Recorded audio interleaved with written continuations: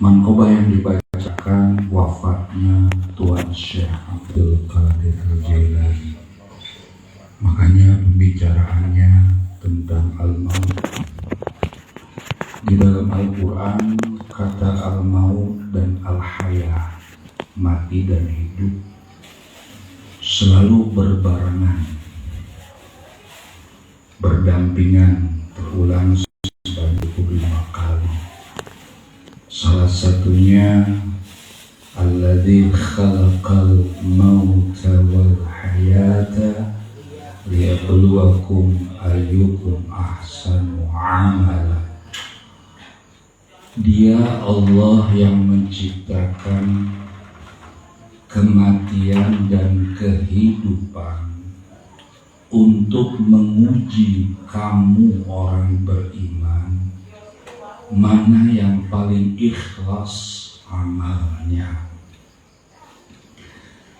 Tidak ada satu fenomena di jagat ini yang pasti ada tandanya. Rasulullah SAW mengingatkan kita, thalathu muhlikatun. Yang pertama,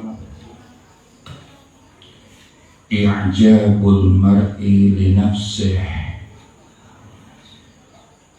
Ada 3 yang mencelaka, pertanda kehancuran, kebinasaan bagi seseorang itu. Karena Rasulullah pernah mengatakan, laula lakum tudnibuna ma huwa akbaru min dzalika khasyitu ma huwa akbaru min dzalika al-ujubu. Sekiranya kamu tidak berdosa, sekiranya kamu tidak berdosa, tidak melakukan dosa, aku khawatir ada yang lebih besar daripada dosa menimpa kamu. Sekiranya kamu tidak berbuat dosa, maka aku khawatir ada sesuatu yang lebih besar dari dosa. Al-ujub, ujub, bangga, merasa heran terhadap dirinya punya ibadah, punya kebaikan yang banyak, sampai mencibirkan orang di sekitar kita. Itu tanda kebinasaan. Karena husnul khatimah maupun su'ul khatimah sekalipun sudah digariskan dalam kandungan 4 bulan, namun harus ada amal yang kita lakukan. Makanya sebuah takdir adalah sebuah misteri, rahasia ilahi. Manusia hanya beramal. Karena Sayyiduna Umar bin Khattab pernah protes ketika tadi Ustaz Jamal menjelaskan hadis Rasul dalam 4 bulan tuktabu, ditulis, malaikat disuruh menulis ajalnya, rizkinya, amal baik, amal buruk, akhir hayatnya sa'idun aw syaqiyun, bahagia, husnul khotimah atau su'ul khotimah. Sehingga Rasulullah mengatakan ada orang yang beramal dengan amalan ahli surga. Antara surga dan dia hanya sehasta, masyarakat bisa menyimpulkan dia pasti ahli surga. Namun suratan takdir mendahuluinya, maka dia mati dalam su'ul khatimah. Sebaiknya ada orang yang beramal dengan amalan ahli neraka, maksiat, jahat, Tapi suratan takdir mendahuluinya, maka dia mati husnul khatimah. Inilah yang Rasul ingatkan kepada kita, jangan ujub. Fala tuzakku anfusakum huwa a'lamu biman ittaqa. Jangan kamu merasa diri suci, merasa diri bersih, merasa diri yang paling benar, merasa diri orang yang dekat dengan Allah, merasa diri orang yang banyak ibadah, banyak berzikir. Dia Allah yang lebih tahu yang mana yang paling takwa di antara kami. Jadi ketika hadis ini diungkapkan, Sayyidina Umar memprotes Rasul, kalau begitu ya Rasul, buat apa kita beramal kalau sudah ditentukan akhir hayat? Lalu Rasul mengatakan, i'malu fa innahu muyassarun lima khuliqa. Tugas kamu beramal, berbuat, maka Allah akan mudahkan sesuatu yang telah diciptakan bagimu. Jadi tugas kita beramal, berbuat baik, dengan catatan dalam amal kebaikan jangan ada ujub. Jangan terlalu pede, yakin kalau saya masuk surga karena saya ahli zikir gitu. Itu dibuang. Ujub seperti itu penyakit yang harus dibuang. Binasanya seorang ada ujub. Ujub itu merasa bangga dengan ibadahnya, atau merasa heran, kok saya bisa ya? Kok bisa dari maghrib sampai isya nggak putus zikir, ibadah, sunnah? Kagum, merasa heran, kok bisa? Itu kan karunia Allah. La haula wala quwwata illa billah. Tidak ada daya upaya menolak maksiat kecuali ismahnya Allah, penjagaan Allah. Kita bisa terpelihara dari maksiat karena Allah yang jaga. Wala quwwata, tidak ada kekuatan yang kita miliki dalam ibadah kecuali taufiknya Allah. Karena itu kematian pasti ada alamat, ada tanda-tandanya.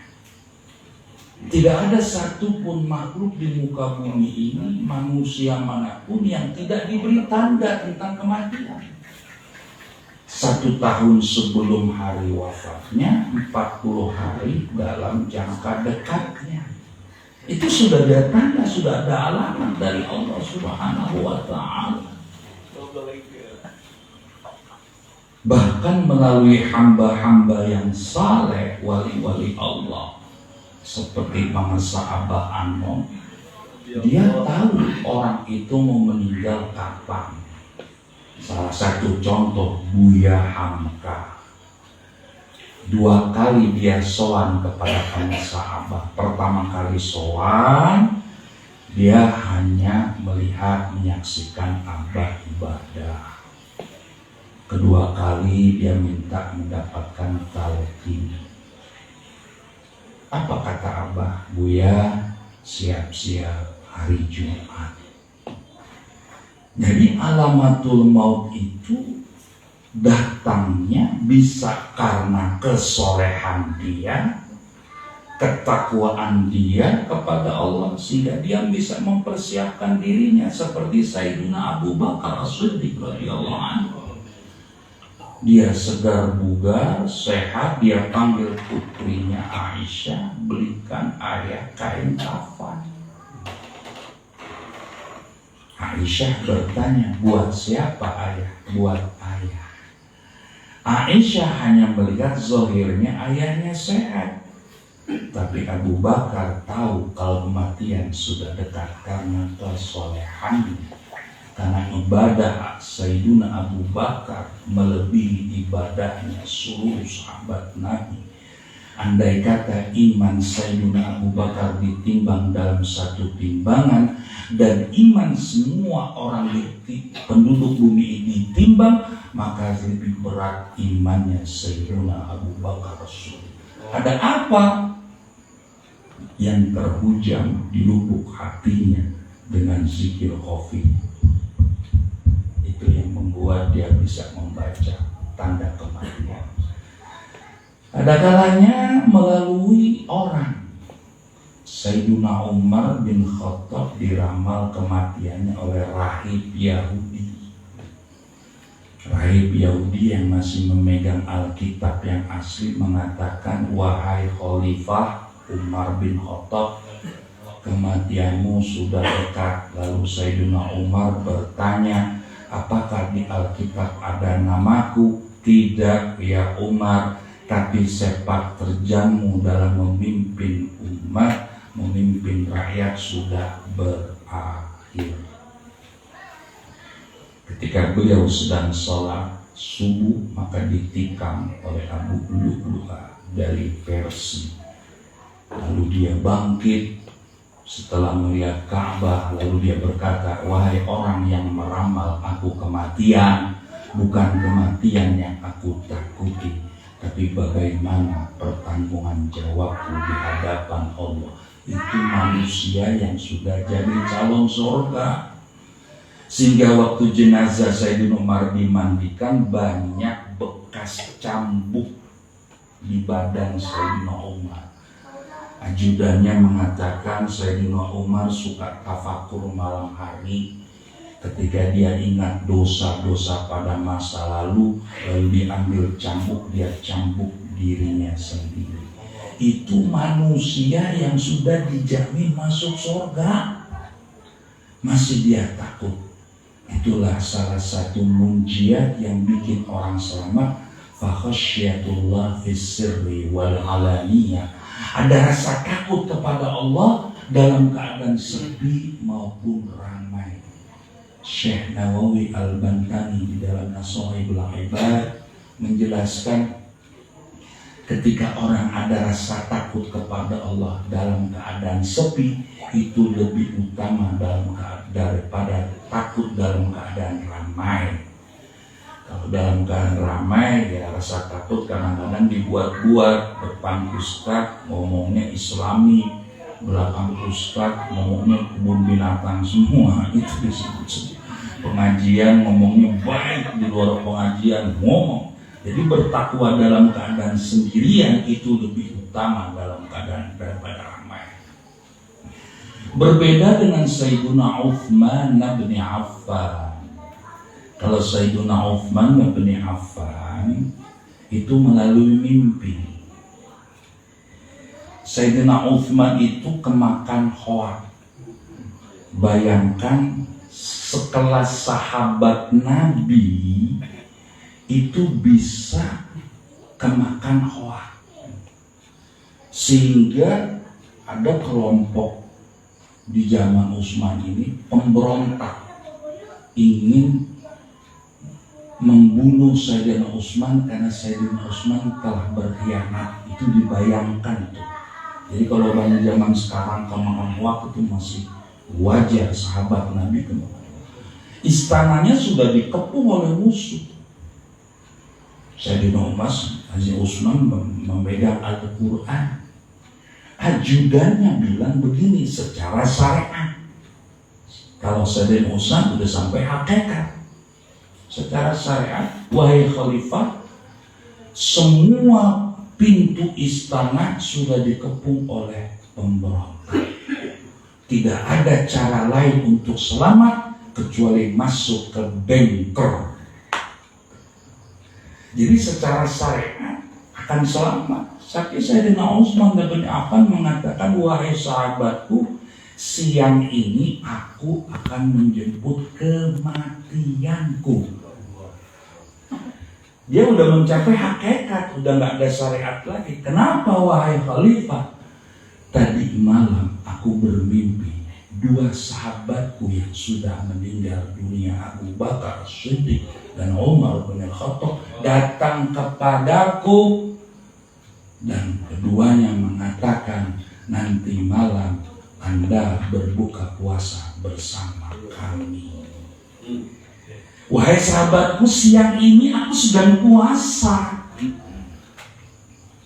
Jadi aku siap menerima kematian. Jadi ada saatnya syariat itu ditinggalkan. Ketika mencapai hakikat, maka dia mati dibantai sampai darahnya kena Al-Quran. Itu tanda-tanda kematian. Syekh Mursyid Ahmad Sahibul Wafa menurut berita dari Ahlul Bait, khususnya penguasa Umi, itu menjelang detik-detik wafatnya Abah, dia sering melihat ke atas, senyum. Seperti saya, Syekh Abdul Qadir Al-Jilani, jangan ada yang dekat di antara zahirnya aku bersama kalian, batinku bersama makhluk-makhluk Allah. Zahirnya aku bersama kalian, berlaku sopan adablah, karena ada makhluk-makhluk lain selain yang zahir. Begitu juga ketika manakib, berlaku adablah, karena ada makhluk-makhluk lain yang kita tidak tahu. Maka Syekh Ahmad Sahibul Wafa sering melihat ke atas, senyum seperti anak kecil yang sedang dapat mainan. Menjelang detik-detiknya, pemirsa Umi mengatakan, belum pernah Umi mendengar Abah berucap ista'antu billah ilaha illallah, sampai sekeras itu, sampai sedahsyat itu. Sampai belum pernah pengarsa Umi melihat pengarsa Abah itu berzikir dengan tarikan yang kuat, keras, dengan tegas. Illallah, la ilaha illallah, seperti itu. Itulah seorang guru mursyid. Dan kalau kita sudah mendapatkan talqin, amalkan zikir, amalkan dan lestarikan, bersandinglah, bergantunglah secara syariat kepada guru mursyid. Jangan mencari guru mursyid yang lain. Jangan pernah berkhianat kepada guru mursyid, melakukan kemaksiatan, berlindung di karomahnya Abah. Padahal kita banyak berbuat maksiat, lalu kita tutup maksiat itu dengan mengatakan, ini karomah Abah, ini barokahnya Abah. Itu pengkhianat paling utama. Maka ketika ruh keluar, fungsi daripada guru mursyid, man kana akhiru kalami la ilaha illallah dakhalal jannah. Siapa yang sudah ada la ilaha illallah di dalam ruhnya, pada prosesi talqin di dalam ruhnya, di dalam jiwanya sudah tertanam la ilaha illallah. Pada akhir kalamnya, bukan akhir hayat, akhir kalam. Akhir kalam itu adalah satu tarikan nafas, dia berzikir la ilaha illallah. Itu akhir kalam. Dakhalal jannah, masuklah dia ke surga. Maka dari itu pahami waktu Syekh Abdul Qadir mau meninggal dunia, dia mengatakan ista'antu bila ilaha illallah. Aku mohon kepada Allah dengan kekuatan la ilaha illallah, aku bisa mati dalam husnul khatimah. Karena itu amalkanlah, jangan sedikit pun hati kita berkhianat kepada guru mursyid dengan amalan yang ditambah dan direkayasa, manakib yang direkayasa, utaman yang direkayasa, bahkan berani berkhianat kepada guru mursyid dengan mengatakan ini barokah Abah, ini karomah Abah, padahal penipuan yang dilakukan hanya menutup kekurangan dirinya, maka dia katakan pengersa Abah karomahnya. Ini yang dikatakan waman aufa bima ahada alaihullah fasayutihi ajran azima. Siapa yang setia, aufa itu memenuhi janji, setia, tidak berkhianat kepada mursyid, maka Allah limpahkan ganjaran yang sangat banyak. Biasakanlah zikir, jangan jenuh dengan kalimat zikir, jangan jenuh dengan khotaman, jangan jenuh dengan manaqib, jangan jenuh dengan ahlul bait, keluarga, pengersahabat, dan jangan jenuh dari semua aset pengersahabat. Itulah totalitas kita kepada guru mursyid. Jangan pernah ada sekularisasi di dalam tarekat dengan mengatakan saya bertarekat hanya dengan zikir, khotaman, dan manakiban. Adapun LD itu tidak ada, MPS itu tidak ada, Ibu Bella itu tidak ada, keluarga itu tidak ada. Itu namanya khianat kepada Allah. Karena yang namanya kepada mursyid harus total. Sedikit ragu aja kalau Abah tidak memberikan irsyad, bimbingan kepada kita, itu namanya sudah berkhianat. Itulah yang Rasul katakan, jangan sampai ada ujub di dalam diri kita. Yang kedua, itba'ul hawa, mengikuti hawa nafsu. Kalau sudah mengikuti kata nafsu, hancurlah hidup ini. Maupun ilmunya banyak, kiai, habib, ajengan, Quran hafal, tapi kalau hawa nafsu yang diikuti, pasti semuanya akan dilanggar. Yang ketiga dan terakhir, syuhun muta, sifat kikir yang diikuti, pelit, kedut, korek, ya kan? Manaqib hitung-hitungan, manaqib berhitung dulu, kalau keluar sekian lalu masuknya berapa. Kalau manaqib pilih dulu kira-kira yang bikin manaqib tajir apa kagak. Kalau nggak tajir malas datang. Saya tertarik dengan cerita Insinyur Darjika dalam bukunya.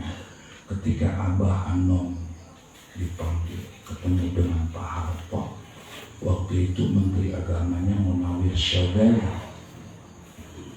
Apa kata Menteri Agama? Semua mubalik TKN jadi pegawai negeri Departemen Agama, gajinya dikasih semua. Tuh, enak gak? Kata Abah, terima kasih atas kemurahan hatinya, tapi jangan sampai membalik Abah ini menerima gaji, nanti lupa dia berdakwah kepada Allah. Biar aja dia berjalan dengan sendirinya, karena mubalik itu berkhidmat kepada Abah, barokahnya yang didapat dalam kehidupan. Kalau sudah digaji nanti bergantung kepada orang. Subhanallah, tabarakallah, terima kasih Nun Abah ya Allah. Dia tidak rakus kekuasaan, dia tetap pada pendiriannya. Dipaksa jadi anggota MPR pun oleh Pak Harto. Nggak mau Abah, nggak mau, orang berebut Pak. Abah nggak mau. Akhirnya terpaksa, tanda kutip. Baik Pak Harto, tapi satu periode saja. Orang banyak periode, Abah minta satu aja. Ini orang kalau sudah menguasai dunia, inilah yang disebut guru mursyid. Terakhir fungsi mursyid hanya 3. 1, bisa menolong ikhwan muridnya ketika menghadapi sakaratul maut. Itu fungsi mursyid. Mursyid akan datang menolong murid-muridnya yang sedang menghadapi sakaratul maut. Teramat banyak kalau diceritakan, banyak kalamah Abah ketika ikhwan menjelang maut.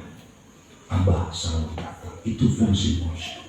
Yang kedua, Mursyid akan membantu saat soal kubur, pertanyaan di alam kubur. Yang ketiga, kullu unasin yad'u bi imamihim. Di hari kiamat semua manusia diseru, dipanggil sesuai dengan imamnya, sesuai dengan guru mursyidnya. Mudah-mudahan kita semua ikhwan akan menjadi muridnya pengersa abadi. Allahumma muwaffiq ila aqwamit thoriq. Assalamualaikum warahmatullahi wabarakatuh. Allahumma sholli ala nabiyil hashimi Muhammadin wa ala alihi wa sallim taslima. Allahumma sholli ala nabiyil hashimi Muhammadin wa ala alihi wa sallim taslima. Allahumma sholli ala nabiyil hashimi Muhammadin wa ala alihi wa sallim taslima. Allahumma sholli wa sallim wa barik alaihi. Al-Fatihah. Bismillahirrahmanirrahim. Alhamdulillahirabbil alamin arrahmanir rahim maliki yaumiddin iyyaka na'budu wa iyyaka nasta'in ihdinas siratal mustaqim siratal ladzina an'amta 'alaihim ghairil maghdubi 'alaihim waladdallin. Amin. Wassalamualaikum warahmatullahi wabarakatuh.